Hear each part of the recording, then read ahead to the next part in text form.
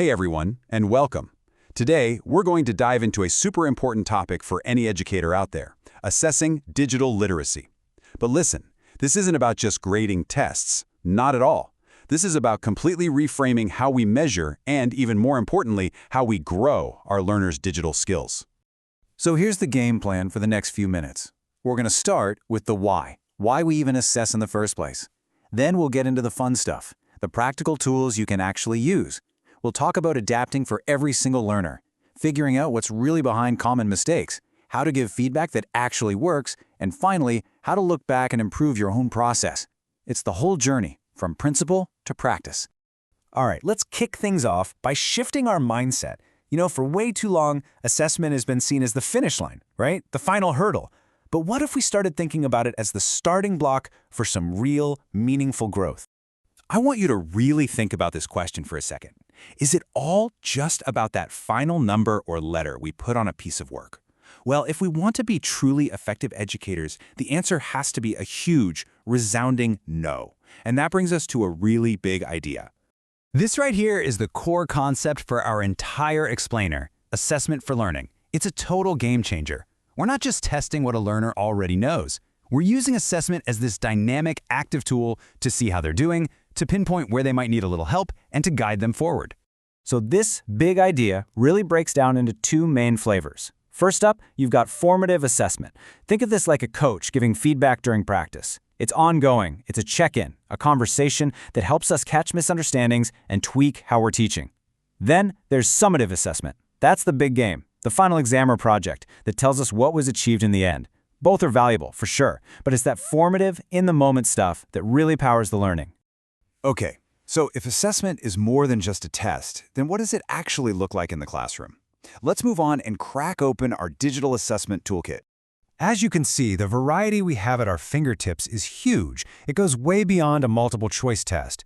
We can use projects to see skills in action, portfolios to actually track that growth over time, or even just professional discussions to gauge understanding.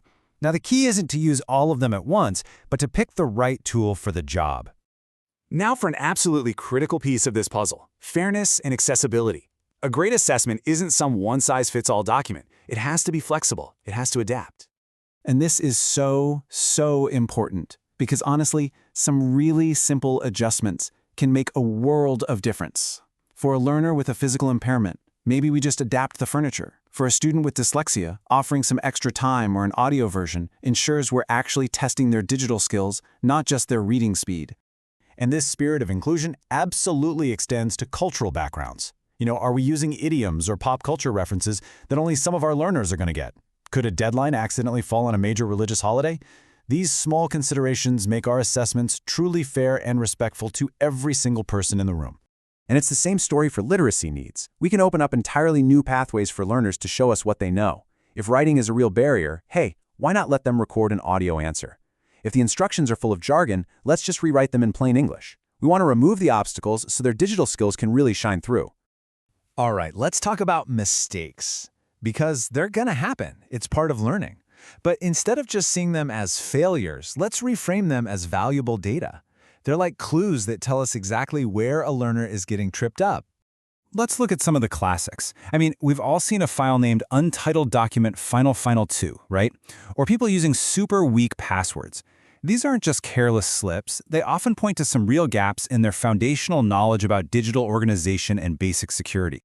This next group of mistakes is all about navigating the digital world safely and with a critical eye. Are our learners checking for that little padlock on a website? Are they telling the difference between a reliable source and, some random blog? These errors are actually incredible teaching moments for digital citizenship. And finally, we have the mistakes that pop up in the execution. Trying to build a slideshow in Word or having a Google Drive that's a complete mess. These things show a disconnect between the task and the tool. It's a huge sign that they need a bit more guidance on digital workflow. So we've seen the what, but the really powerful question, the one that changes everything, is why. Why do learners stick with a tool they know isn't quite right for the job, or make the same little mistake over and over? Understanding the root cause is how we can actually help. And a lot of the time, it really just comes down to comfort and confidence. Learners stick with what they know because it feels safe, or maybe they're just crunched for time.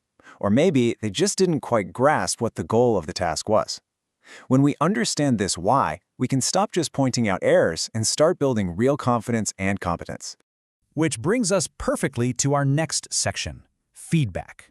Because all this assessment, all this detective work, it's all pretty useless if we can't communicate it back to the learner in a way that actually helps them get better.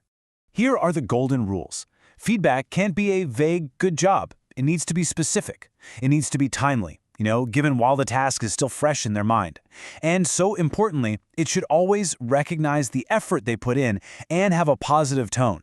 That builds the trust that makes learners open to hearing constructive advice. I absolutely love this quote. It just cuts through all the noise and gets right to the point.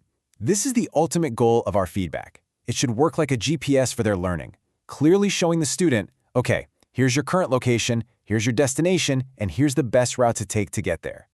And for our final section, we're going to turn the lens back on ourselves. Because the best educators are always reflective educators, constantly thinking about how they can level up their own practice. The key takeaway here is to end every assessment cycle with a little bit of reflection. Ask yourself, was the timing right? Did I meet the individual needs in the room? Was the learner actually engaged in this whole process? Answering these questions honestly is what turns good assessment into great teaching. It creates this amazing cycle of improvement for you and for your learners. So I'll leave you with this. What's one small change you can make to your own assessment process after watching this?